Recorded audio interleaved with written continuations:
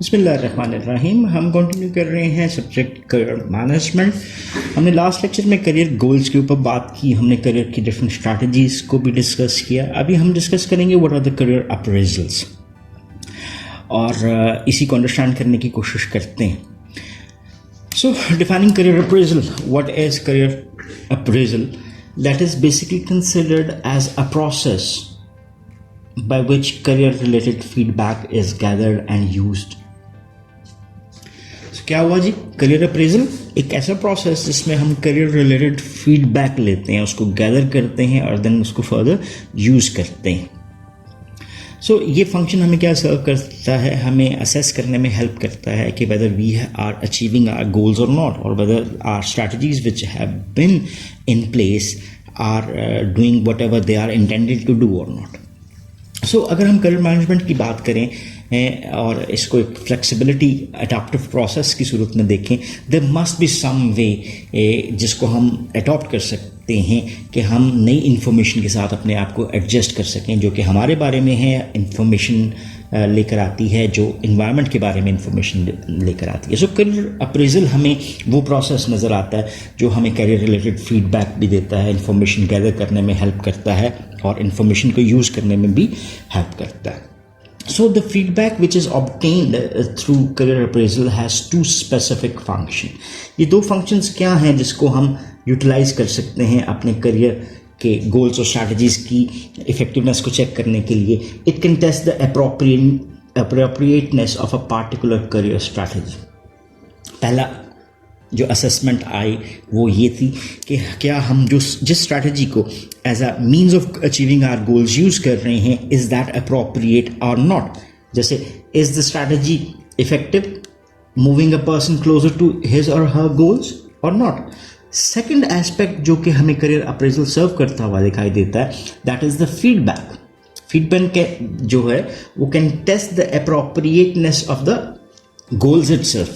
Is the career goal still relevant and attainable? So हमें दो informations जो मिली वो क्या थी? फर्स्ट information goals और दूसरी information जो है वो relate करती है appropriateness of the strategies. So ये दो basic purpose हैं जो आपको career appraisal serve करता हुआ नज़र आता है। यहाँ पर हम देखते हैं कि there is a very good example that has been shared, और इसको हम रीड करके फर्दर अपनी अंडरस्टैंडिंग इन्हांस भी कर सकते हैं, कुछ हद तक importance of basic career appraisal उसको भी समझ सकते हैं। So out of the context इसको लेते हैं अपने इस लेक्चर के हवाले से और हम आगे मूव करते हैं कि what are the types and source of information that can be derived from the career appraisal. यानी वो टाइप्स ऑफ इंफॉर्मेशन क्या हो सकती हैं, वो सोर्सेज ऑफ इंफॉर्मेशन क्या हो सकते हैं जो कि हम करियर अप्रेजल से डिराइव कर सकते हैं। So an individual one ever he is open to his or her environment can acquire a great deal of information relevant to the goals and strategies. So although information can not be pigeonholed so neatly, career related feedback can conveniently be classified in terms of the following. So ये जो following information है इसके ऊपर बात कर देते हैं कि जो हमारे पास different types of information जो derive करके दे रहा है career appraisal process वो क्या है? पहला aspect जो इसकी information का आता है वो है conceptual goals। जैसे हमने कहा था कि ये information किसकी देता है? goals की भी देता है और strategies जो हम अडॉप्ट कर रहे हैं उसकी भी देता है। अब गोल्स के हवाले से पहली इंफॉर्मेशन जो हमारे पास आ रही है वो हमारे कॉन्सेप्चुअल गोल्स के बारे में आ रही है। What has the individual learned about the values, interests, talents and desired lifestyle. ये अब हमारा जो क्वेश्चन है इसकी इंफॉर्मेशन आंसर की सूरत में अप्रेजल प्रोसेस के थ्रू आ रही है। इज दिस इंफॉर्मेशन कंसिस्टेंट और inconsistent with the person's conceptual goals?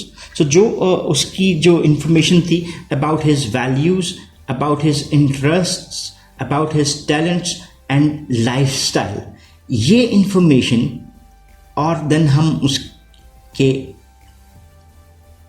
goals की information, कौन से goals? conceptual goals की information को match करके देखते हैं कि ये इसमें consistency है या नहीं, कि उसने जो अपने गोल सेट किए हैं वो अपने वैल्यूज़, इंटरेस्ट, टैलेंट्स और लाइफस्टाइल के मुताबिक भी हैं या नहीं। एक एग्जांपल लेते हैं और उसको बेटर अंडरस्टैंड करने की कोशिश करते हैं। The history teachers strategic experiences essentially reinforced his conceptual goals of greater variety, opportunities for more money and more individualized work with other people. So ये एग्जाम्पल भी हमें बता रही है कि एक हिस्ट्री टीचर था, जैसे हमने लास्ट एग्जाम्पल जो मैंने आपसे डिस्कस तो नहीं की लेकिन आपको रीडिंग के लिए ज़रूर कहा कि उसके स्ट्रेटेजिक एक्सपीरियंसेस जिनसे हैं एसेंशली क्या उसको रीइंफोर्स कर रहे हैं उसके कॉन्सेप्चुअल गोल्स को in a greater variety in context of कि क्या वो ज़्यादा अर्न कर सकता है, मोर इंडिविजुअलाइज्ड वर्क ले सकता है देन द अदर पीपल और नॉट। देन दूसरे एस्पेक्ट में जो इन्फॉर्मेशन हमारे पास आती है वो है जी ऑपरेशनल गोल्स के बारे में। What has the individual learned about the appropriateness of the operational goals. Conceptual goals इसको हमने अंडरस्टैंड किया था कि ये ब्रॉडर होते हैं अपनी सेंस में और हम इसको in terms of our experiences देख रहे होते हैं, और operational goals in terms of those specific job positions आ जाते हैं। सो एक इंडिविजुअल ट्रांसफॉर्म करता है अपने कॉन्सेप्चुअल गोल्स को in the shape of operational goal.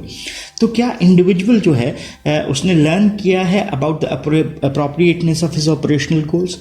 Is a match still possible between the conceptual goals and the operational goals? ये दूसरा क्वेश्चन जो इस अप्रेजल की इंफॉर्मेशन की बेस पे हम आंसर कर सकते हैं। इसको और तरीके से देखें, is it still believed that the targeted job is compatible with the conceptual goal? Sorry, यानी जो जॉब मैं लेना चाह रहा हूँ, जो ऑपरेशनल कॉन्टेक्स्ट में मैंने अपना गोल बनाया है, क्या वो मैच भी कर रही है हमारे जो कॉन्सेप्चुअल गोल्स हैं? क्या इस जॉब को लेके मैं अपने उन कॉन्सेप्चुअल गोल्स को अचीव कर सकता हूँ?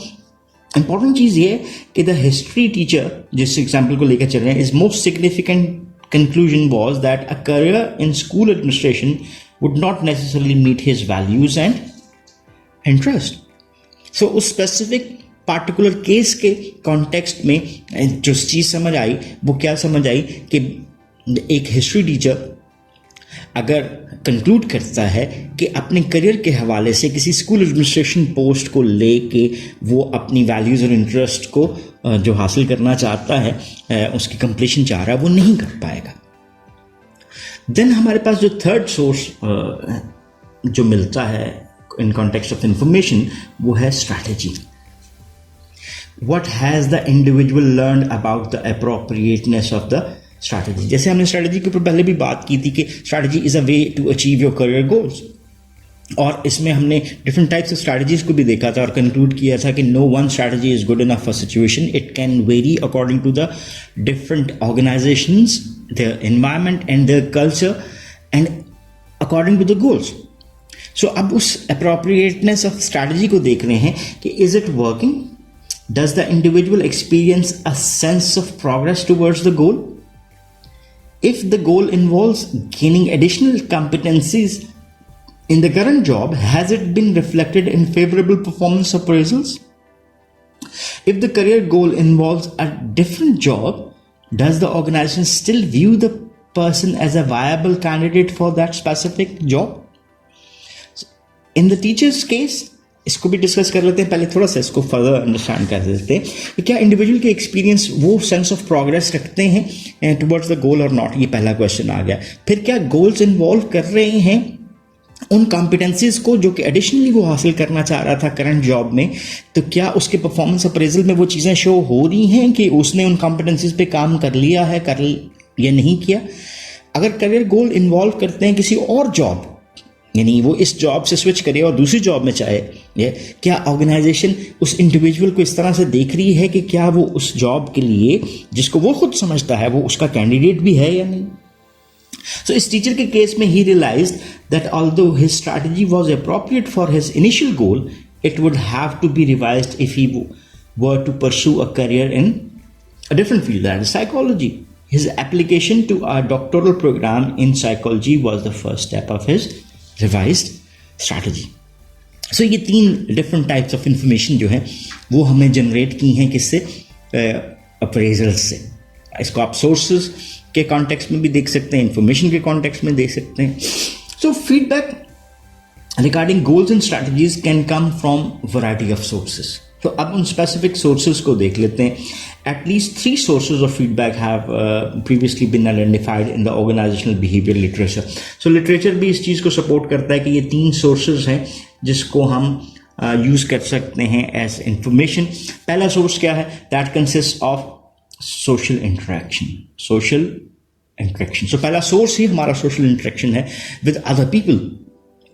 अब वो लोग कौन हो सकते हैं? वो लोग हमारे इर्द गिर्द के कोई भी शख्स है जिन्होंने क्या किया है, that they have observe the persons behaviour और अंडरगॉन सिमिलर एक्सपीरियंसेस देमसेल्व्स. वो सुपरवाइजर्स हो सकते हैं, सबॉर्डिनेट्स हो सकते हैं, मेंटोर्स हो सकते हैं, क्लाइंट्स हैं, फैमिली मेम्बर्स हो सकते हैं, फ्रेंड्स हैं और acquaintances. They all fall in this category जो कि सोशल इंटरेक्शन में हमारे हैं. पर अगर मैं इस इंडिविजुअल को एज अ पर्सन लूँ तो उसके इर्द गिर्द जितने भी लोग हैं जो उसके पास इंटरेक्शन में हैं वो तमाम जो हैं उसको एक फीडबैक का सोर्स प्रोवाइड कर सकते हैं. जैसे मेरा दोस्त मुझे बताता है, यार तुम तो इतने अच्छे थे स्कूल में और तुम अब ये नहीं कर रहे, वो नहीं कर रहे. मेरी फैमिली मेम्बर्स मुझे बता सकते हैं, मेरे मेंटोर्स हो सकते हैं, वो सबऑर्डिनेट्स हो सकते हैं, मेरे सुपरवाइजर्स हो सकते हैं, etcetera. Second source of feedback जो हमारे सामने आता है वो है is observing the work and non work environment. यानी हम किसको देख रहे हैं? हम वर्क इन्वायरमेंट को और नॉन वर्क इन्वायरमेंट दोनों को as a source of information लेते हैं. जैसे example, a salesman losing 3 consecutive sales may gain insight into his or her job performance, production rates, quotas reached, patent being established, can all provide useful information. So यानी अब इसको अगर मैं second feedback का source की बात करूं तो मेरी अपनी परफॉर्मेंस जो है मेरे लिए, मेरे सामने मुझे क्या दे रही है? मुझे एक फीडबैक दे रही होती है कि मैंने जिस काम में भी हूँ. जैसे for instance if I am a lecturer, I am an assistant professor, तो मैं ये कहूँगा कि जो मैंने लेक्चर डिलीवर किया क्या वो इतना अच्छा है या नहीं है, क्या मैंने उतने लेक्चर्स डिलीवर कर लिए. अब मैं अगर एक वर्कर हूँ तो मैं प्रोडक्शन रेट को देखता हूँ, जितनी सेल्स कोटा मैंने करना था, अगर सेल्स पर्सन हूँ तो उस सेल्स कोटा को मैंने अचीव किया या नहीं. So according to the scenario of an employee उसके पास उसकी अपनी परफॉर्मेंस एक सोर्स ऑफ इंफॉर्मेशन बन सकती है. So can the observation that 5 of your colleagues have received recent promotions? So उसके लिए दूसरी असेसमेंट वो बता रहा है कि आपके इर्द गिर्द जो लोग काम कर रहे हैं, आपके अपने कोलीग्स को ले लें, क्या उनको कोई प्रमोशन मिली? The observation of an improved or deteriorated family life can also be a significant environment. So अपनी परफॉर्मेंस को आपने 2 एस्पेक्ट में देखा. जैसे ये हमने अभी जितनी भी बात की थी ये वर्क इन्वायरमेंट की बात की थी. अब हम बात किसकी करते हैं? नॉन वर्क इन्वायरमेंट की. जैसे फॉर इंस्टेंस, क्या मैं घर में मुतमईन हूँ? क्या मेरी लाइफ डिटेरियरेट तो नहीं हो रही या इम्प्रूव हो रही है? तो ये दोनों आंसर्स भी हमें बताएंगे कि मैं अपने जो वर्क इन्वायरमेंट है उसमें ठीक हूँ या नहीं हूँ. So significant cues can be provided from the non work situations. और थर्ड सोर्स जो हमारे सामने आता है, that is can also be served as their own source of feedback. Judgments about one's own performance can be independent of what others people in the environment. अपनी ज़ात के बारे में सोचना और अपनी परफॉर्मेंस को खुद असेस करना, and not in relation to the work or non-work environment but independent from all these things. So ये भी हमें कम्युनिकेट करता है कि क्या हम अपनी ज़ात से मुतमईन हैं या नहीं हैं. So ये हमारे पास क्या आ गया जी? These were the different sources of performance, information जो कि हमें मिलती है करियर के हवाले से. So अभी हम बात करते हैं गाइडलाइंस के ऊपर for effective career appraisals. Successful career appraisals क्या रिक्वायर करता है कि एक हमें वार्निंग मिल जाए, एक सिम्टम साइन नज़र आ जाए कि हम इस सिस्टम को कंट्रोल कर सकें और डिटेक्ट कर सकें कि कहाँ पर एक स्ट्रैटेजी जो है वो काम नहीं कर रही जहाँ पे उसको काम करना चाहिए था.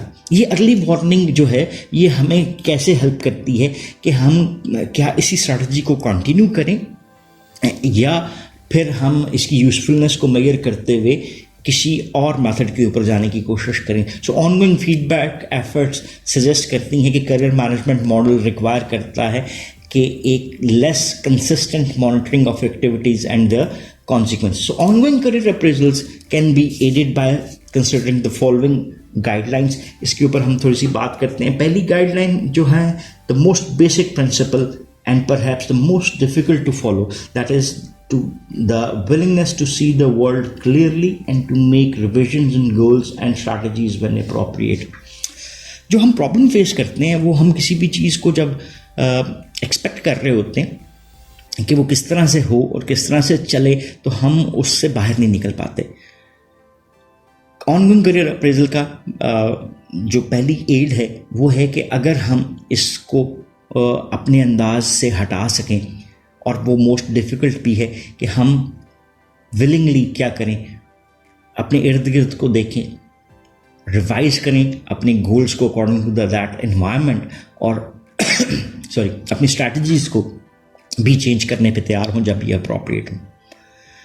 सो यहाँ पर वो हम एक जिक्र करते हैं एक एरर का भी, एस्केलेशन एरर या एस्केलेशन इफेक्ट. ये it has been observed in which people persist in a course of action despite its lack of success. मुझे नज़र भी आ रहा होता है कि मैं नहीं कामयाब हो रहा, लेकिन still I would go towards the same path. Research ये सजेस्ट करती है कि कुछ लोग कंटिन्यू करते हैं अपनी कमिटमेंट को टूवर्ड्स लूजिंग कॉज. हमें पता है कि ये नहीं होने वाला, लेकिन still we are following that. So इसी के हवाले से कि हम अपने आप को जस्टिफाई करना चाह रहे होते हैं, कि अपनी ज़ात के लिए justify to themselves and others that their prior decisions was good, हमने सही किया, गलत नहीं किया. So this practice is inconsistent with effective career management which requires people to incorporate new data and revise prior decisions when necessary. So इसमें कुछ suggestions हैं जो रिसर्च बेस्ड आपको नजर आती हैं. पहली चीज़, be honest with yourself, be less concern with having to justify your prior decisions to the others, और be willing to appear and perhaps be consistent at times. So ये 3 सजेशंस के ऊपर हम बात कर रहे हैं. पहली चीज़ ऑनेस्टी की आ जाती है. अगर चीज़ें ठीक नहीं चल रही तो उसको सीरियसली कंसिडर करें और पॉसिबिलिटी को देखें कि आप अपने प्रायर डिसीजन को फॉल्टी कंसिडर कर सकते हैं, मान सकते हैं इन द सर्कमस्टांसेस, या सर्कमस्टांसेस में चेंजेस की वजह से इवन वो डिसीजंस उनसे अप्रोप्रिएट नहीं रहते. So be honest with yourself. दूसरा, be less concern with having to justify your prior decisions to others. So आपको ये तवज्जो देनी चाहिए, टेंशन नहीं लेनी चाहिए कि आप दूसरों को जस्टिफाई करें कि जो आपने किया वो दुरुस्त था. And then last thing is be willing to appear and perhaps be inconsistent at times. ठीक है. परसिस्टेंस और कंसिस्टेंसी ऑफ एक्शंस जो है वो हम बहुत अच्छी कंसिडर करते हैं. सोसाइटी में भी उसको पॉजिटिव समझा जाता है, लेकिन at time they can be dysfunctional if carried to the extreme. So कहीं पे आप उसको थोड़ा सा साइड पे भी रख सकते हैं. So अगर हम किसी भी चीज़ को उसकी एक्सट्रीम के ऊपर लेकर जाते हैं तो वो शायद हमारे लिए हेल्दी नहीं रहती. देन जो ऑनगोइंग करियर अप्रेजल के हवाले से सेकंड एड के ऊपर हम बात करते हैं वो है use your career strategy to provide benchmark of accomplishment. जैसे हम स्ट्रैटेजीज़ को स्टेटमेंट की सूरत में देते हैं, they must include purpose and desired outcomes. तो जो भी स्ट्रैटेजीज़ ले रहे हैं उसको पर्पस और डिज़ायर्ड आउटकम्स की सूरत में बनाएं. Test the usefulness of the strategies against the specific benchmarks, कि उसमें पर्पस मौजूद है, उसमें डिज़ायर्ड आउटकम्स मौजूद हैं. Usually strategies are neither completely appropriate not totally useless. So इसको हमें समझ के चलना है. The establishment of benchmarks can help identify specific strengths and weaknesses of a strategy. So आप अगर इन दो पर्पस और डिजायर्ड आउटकम्स को as a characteristic of your strategy लेकर चलते हैं, इस बेंचमार्क पे वो पूरा उतर रही है और उसी के अंदाज में उसको असेस करते हैं, तो it can be useful. Third जो हमारे पास एड आती है, strategies are as much learning opportunities as they are vehicles for accomplishment. इसको समझने की ज़रूरत है कि periodically it has been reviewed that appropriateness of your conceptual and operational goal in the light of any new information you have acquired. In a study of nearly 200 executives, researchers from the Center for Creative Leadership documented how successful managers are able to learn from experiences and make necessary adjustment in career goals and strategies. So कोई हर चीज़ भी हरफ आखिर नहीं होती. At time you have for instance, अगर ये मैं एक रोड के ऊपर सफ़र कर रहा हूँ, चलें जी इस डायरेक्शन में जा रहा हूँ और यहाँ पे रोड ब्लॉक है, so what should I do? So मैं यहाँ पर जाके रुक जाऊँ और मैं देखता हूँ कि यहाँ से मुझे एक टर्न मिल रहा है और इधर से टर्न होके वापस जाके मैं ये साइड रोड के ऊपर से जाके इस तरफ निकल जाता हूँ. Nothing wrong in it. This is where you are considering things. इसको लर्निंग अपॉर्चुनिटी लिया, एक्सपीरियंसेस के ऊपर चीज़ों को रिवाइज करने की ज़रूरत है, तो मैंने उन चीज़ों को रिवाइज भी किया. फोर्थ फैक्टर है इंटरेक्शन विद योर सुपरवाइजर्स. अगर आप एम्प्लॉय के तौर पे काम कर रहे हैं तो स्ट्रक्चर करने की कोशिश करें अपने इंटरेक्शन को विद योर सुपरवाइजर्स, ताकि आप डिज़ायर्ड इंफॉर्मेशन गैदर कर सकें. परफॉर्मेंस अप्रेजल मीटिंग्स को अटेंड करें, अपने एजेंडा के ऊपर चीज़ों को लेकर चलें ताकि आप अपनी इंफॉर्मेशन को सप्लीमेंट कर सकें, उसको तकवीयत दे सकें. सो आप अपने सुपरवाइजर्स की बातों को एज अ फीडबैक अंडरस्टैंड करने की कोशिश करें. So what can you learn from your manager about your current performance, your strengths and weaknesses and the organization needs that will help you appraise your goals and strategies. What should your manager know about your aspirations that will help him or her provide you the useful feedback? क्योंकि जहाँ पर भी हम feedback की बात करते हैं supervisors की, तो सुपरवाइजर्स को हम मेंटोर्स के रोल में देख रहे होते हैं. सो ये इंफॉर्मेशन भी क्या कर सकती है, हमें फर्दर सपोर्ट कर सकती है. Then share experiences and feelings with trustworthy people. So अपने जो आपकी फीलिंग्स हैं, जो आपकी जहन में इंफॉर्मेशन है, एक्सपीरियंसेस आपने किए, उसको आप ट्रस्टवर्दी पीपल के साथ शेयर कर सकते हैं. फ्रैंक डिस्कशंस हो सकती हैं among peers, can be beneficial to all parties. First, others may see parts of you and that are hidden to yourself. Second, verbally articulating goals, desires, reservations and strategies may help clarify your own feelings. Or third, others may be willing to share their own successful failure and revelations that bear on your circumstances. So ये तीन चीज़ें आ गई जो कि आपके experiences और feelings को trustworthy people के साथ शेयर करने की सूरत में आ सकती हैं. सिक्स्थ एस्पेक्ट आता है seek feedback from non work sources. So हमने पहले भी बात की है कि non work source of information is equally important. Work and non-work lives, as जैसे हम work और life की बात करते हैं और इसके साथ एक लफ्ज़ ऐड कर देते हैं, that is a balance between the work and the life is important. So non-work lives, as we have repeatedly argued after each other, not only do work decisions affect family lives, but family situations can affect work lives as well. So आपको ये एक dual effect मिलता है, work on family, family on work. So इसको भी assess करने की ज़रूरत है कि आप अपनी लाइफ में किस तरह से चल रहे हैं. It may have initially been assumed that these work hours would not adversely affect family relationships. After some time, however, it is necessary to examine the accuracy of that assumptions, because a person can easily misperceive a family's feelings and attitudes. Candid sharing of information is often necessary to balance work and non-work activities. So यहाँ पर हमें ये नज़र आता है कि ये 6 suggestions हैं जो कि हमें एड करती हैं overall in the process of career appraisal, और इन गाइडलाइंस को यूज़ करके हम इस सारे अपने प्रोसेस को निस्बतन ज़्यादा बेहतर बना सकते हैं. So that's all for this lecture. If you still have any question और queries, you can ask in the comment section and we would definitely love to answer those. So once again, thanking you. Have a nice time. Allah Hafiz.